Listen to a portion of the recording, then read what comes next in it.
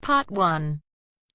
You will hear two people discussing an extramural course. Fill in the information you hear on the application form below. First, you have some time to look at questions 1 to 6.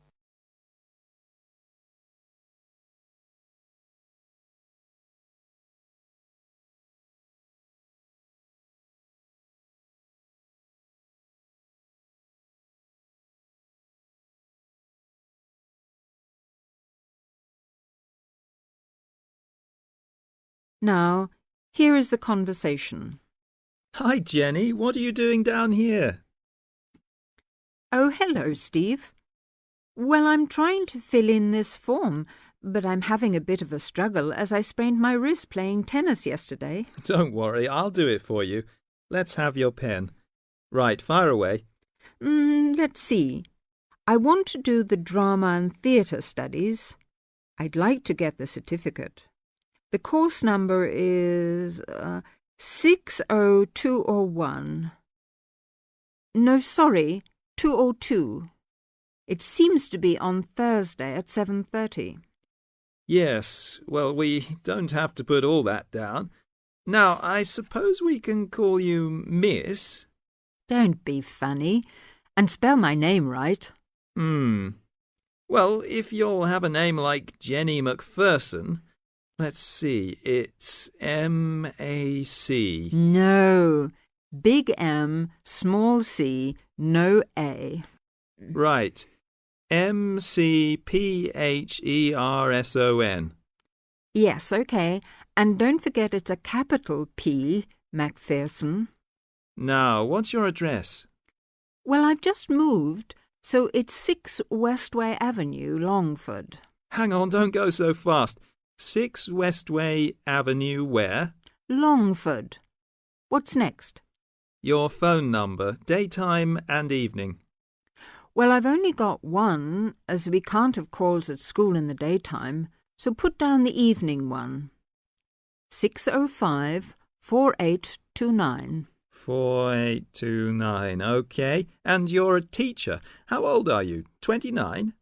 Wish I were. No, 32. Before you hear the rest of the conversation, you have some time to look at questions 7 to 10.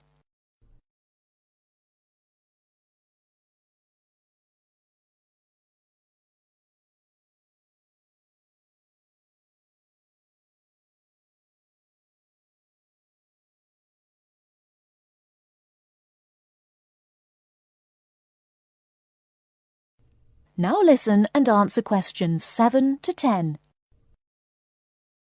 Do they want my date of birth?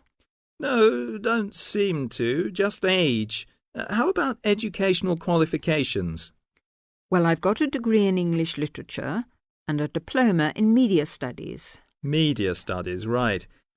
Now, have you ever done any of these extramural courses before?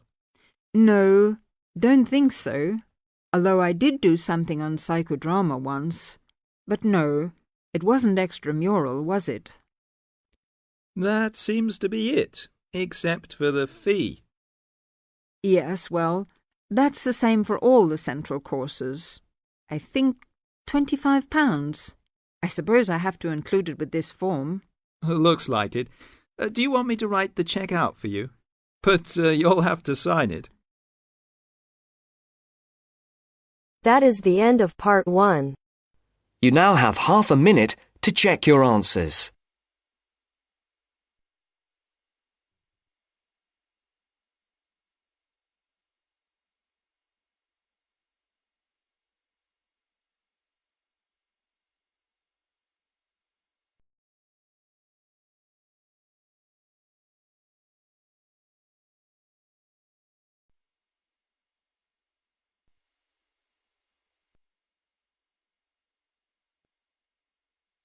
Now turns to part 2. Part 2. You are going to hear a teacher helping high school students visiting from an overseas school to fill in a school excursion permission note. First, you have some time to look at questions 11 to 17.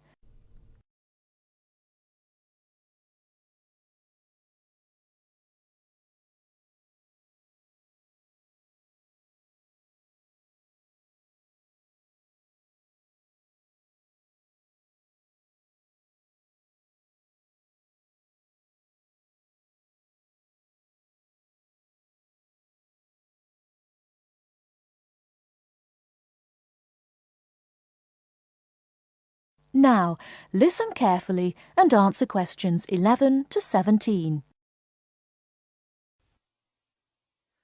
Good morning, students. My name is Mrs. Brown, and I'm in charge of the school excursion next week. Please take out your school excursion permission note so you can fill it in. For insurance purposes, this note must be signed by your guardian or the group leader. First of all, fill in the name of your class. Everyone here is in 3A, aren't they? So write 3A where it says class. We're going to the Blue Mountains, which is great. So this is the school excursion to the Blue Mountains. The day we leave is Monday. That's Monday, June 10. We are travelling by bus all the way, so we don't have to worry about changing trains or anything like that.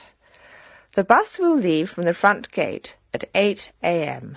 I know we usually use the side gate, but because of the roadworks we will be using the front gate when we leave. However, when we return, the roadwork will be complete, so we'll use the side gate. We expect to be back at 6 p.m. It's going to be a lovely day. Your teachers will give you tasks to do when we arrive. We'll provide fruit and fruit juice on the bus, but you must bring your own lunch. While we're on the excursion, we'll be moving around a lot in some fairly rough country. Be very careful to wear strong shoes. It's very important that you look after your feet very well. Now, does anyone have any questions they want to ask? Before you hear the rest of the talk, you have some time to look at questions 18 to 20.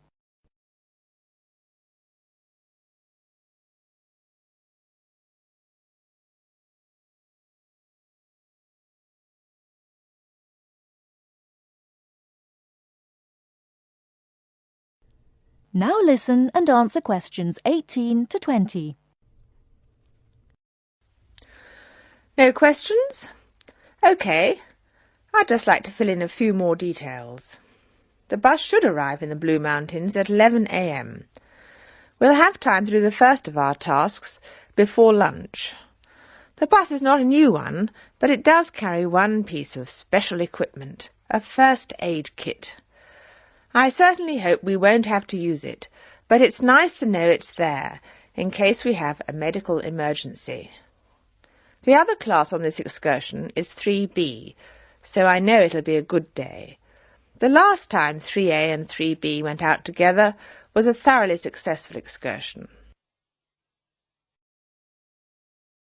That is the end of part 2. You now have half a minute to check your answers.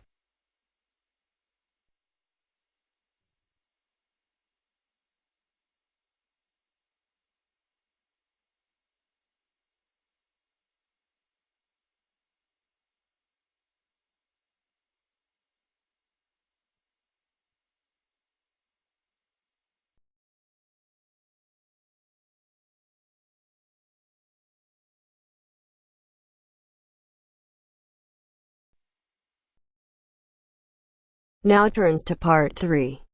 Part 3.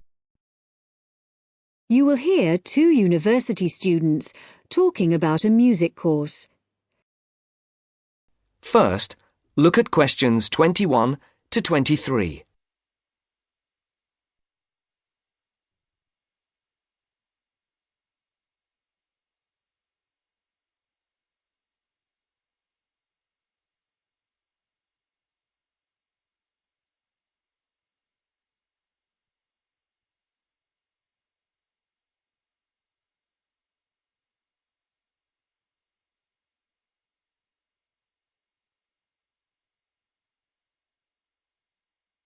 As you listen, answer the questions.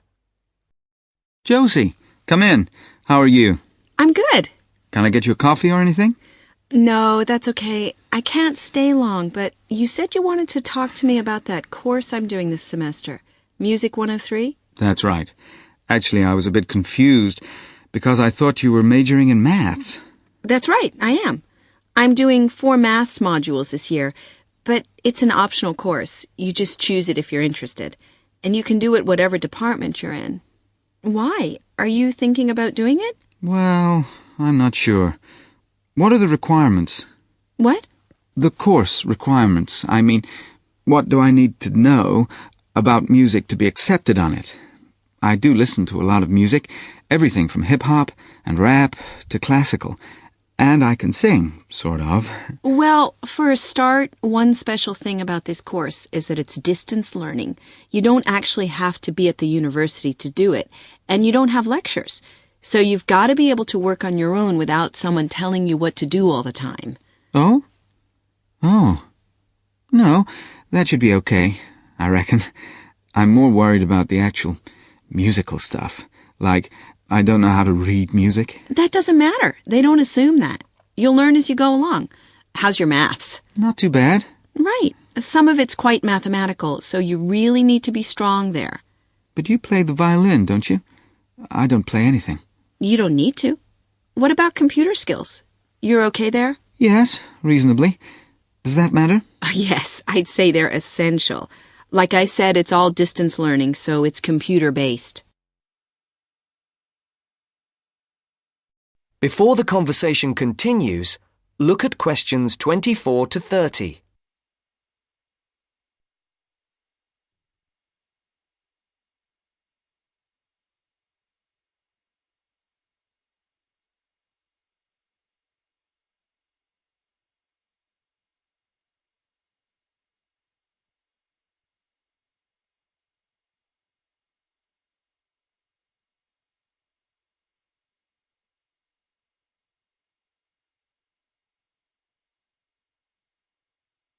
Now listen to the second part of the discussion.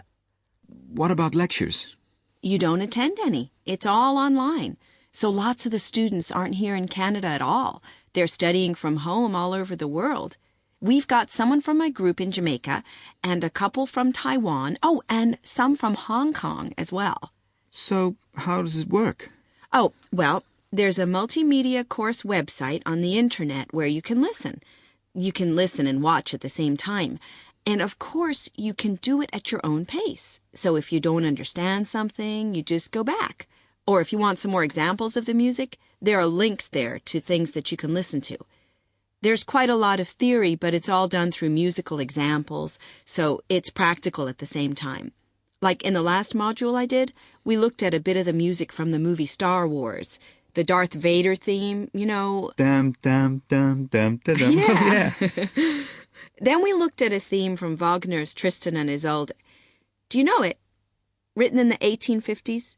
And we could see there were all sorts of parallels between them. And that's a feature of the course. We often look at modern Hollywood themes to illustrate concepts in classical music. It sounds really interesting. Do you have a course book? No, we don't use one. We're given a software program called Notability Lite, and what it does is it presents what we write, the music we write, really clearly. And it also allows us to play back any piece of music on our computer at home. But that's not all. We can write our own music, quite complex stuff for various instruments, and the program plays it back to us. Plays the actual music? Yes, so it means that your computer is actually your own musical instrument. And we can even submit our finished pieces to our tutor by email. So you do need your own computer, obviously. Yes, with at least 64 megabytes of RAM. That's okay. I've got 128. Oh, and a CD-ROM and a sound card, of course. No problem. So, how long is the course? It's 6 months. There are 2 a year, so you could actually enroll for the next one if you wanted. It starts in January. I started last September and I finish in February. And how many credits is it? 3. In order to pass, you've got to do 6 assignments. I'm just doing my 4th one now. And take a final examination. Anyway, why don't you call round sometime and I'll show you the sort of things we do. You can even listen to some of my music. That would be great. Well, thanks, Josie. Now, are you sure you don't have time for that coffee? That is the end of part 3. You now have half a minute to check your answers.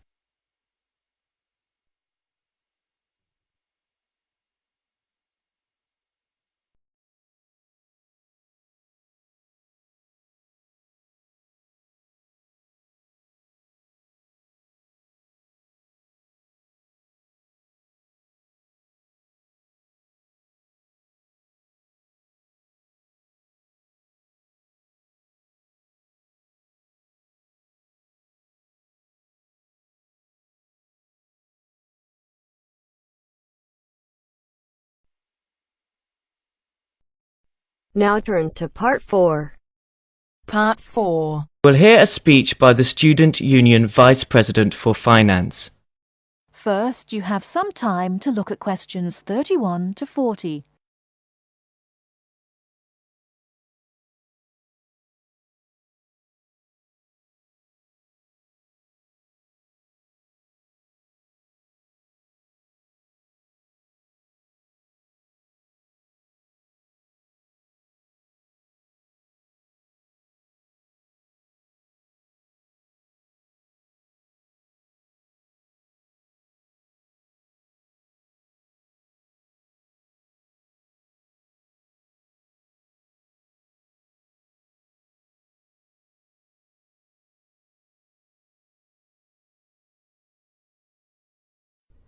Now listen carefully and answer questions 31 to 40. Now you will hear the speech. Hello, as VP Finance, my job is to oversee the spending of our grant to ensure that all areas of student union activity run efficiently and smoothly, without any financial headaches. I have a thoroughly efficient finance team. Ursula, Ella and Henrik. We are all here to help you as best as we can.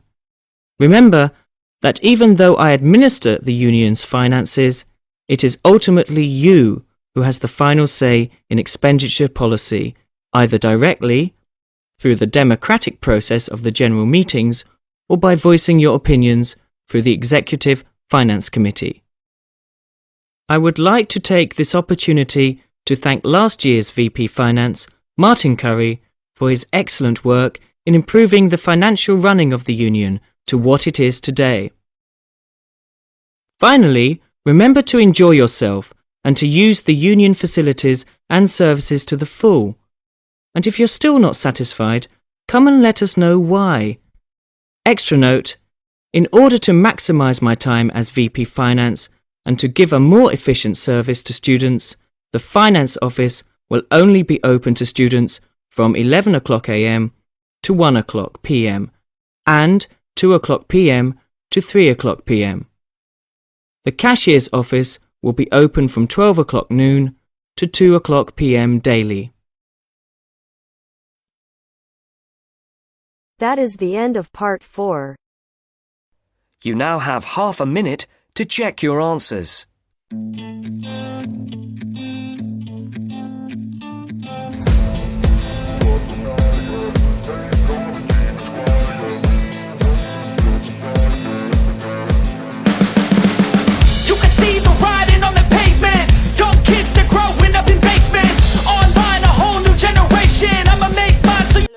Welcome to our channel. Today in this video I'll discuss with you writing task 1, and the question for today is: the graph below shows in percentage terms the changing pattern of domestic access to modern technology in homes in the UK. Summarize the information by selecting and reporting the main features and make comparisons where relevant. So we are given this line graph which is representing the data in percentages, that the changing pattern of domestic access to modern technology, like home computers, mobile phones, CD-player and internet access. So we can see, like in 1996 and 97, during this period, CD player were ruling the chart, right? They were highly used by the people of UK. And what happened? And one more thing is noticeable, that internet access was not at all there in this year. So after that, in 1998 and 1999, internet access can be seen, like hardly 10% of people would have internet access in their home. And what we can see, the one more interesting thing is, like, throughout the period, CD player remained the highest accessible device. So let's see how we can write this now. Starting with the introduction, the line graph depicts variation in the use of numerous technology items in the UK, including the internet, home computers, mobile phones, and CD players between 1996 to 2003. Overall, accessibility to all 4 home appliances was increased, with the CD player being the most popular. So no doubt the accessibility of all these 3 increased, like from around 19% to 70% for mobile phones, and from 30 to 35, we can't say, but it might be 33 or something like that for home computers. It also increased to more than 50, right? And also the internet access, it also increased to 42%. So we can see that for every technology, the ratio increased. So every technology is showing an increasing pattern. Explicitly, nearly 60% of UK houses had a CD player in 1996 to 1997, and this number had risen to slightly over 80% in 2002 2003. So we can see, like, 60% of people were having the CD player at their home, and this number increased to above 80 in the year 2002 and 2003. In 1996 to 1997, on the other hand, there was no access to the internet. However, 10% of UK households had internet connectivity in the following year. So in the next year, there were 10% of people, they were having internet connectivity at their home, which progressively rose to almost 45% in the year 2000 to 2003. So if we talk about internet access, in the year 1996, we can see, like, no home is having that internet access, but after that, what happened, 10% of people were having internet at their home, and it increased to more around, we can say, 42 to 43% in 2002 to 2003. We can't say almost 45, but it's almost 42, we can say. Okay, the pen is not working. So almost 42%. In 1996-97, 28% of people had exposure to home computers, while 18% had access to mobile phones. So now if we talk about home computers and mobile phones, 18% homes were having mobile phones, and around 30, nearly 28 were having access to home computers. Over 7 years, home computer usage increased steadily and evenly, peaking at just over 50% in 2002 to 2003. So what happened in this 7-year of period? The access to home computers increased, and it peaked at, or the most of the increased was in, the most of the access was in the year 2002 2003, so which was above 50%, which means half of the UK people were using home computers in their home in the year 2002-2003. Although minor swings in mobile phone availability, the overall trend proliferated. So it also increased with the minor swings. We can see, like, it increased, then it around about stagnant, and then increased. So it also reached to nearly 70%. In 2002-2003, 70% of UK dwellings had connectivity to mobile phones. So they were having mobile phones in their home. So this was for today. If you like the video, do hit the like button and subscribe to our channel. I'll meet in the next video. Till then, bye bye and take care.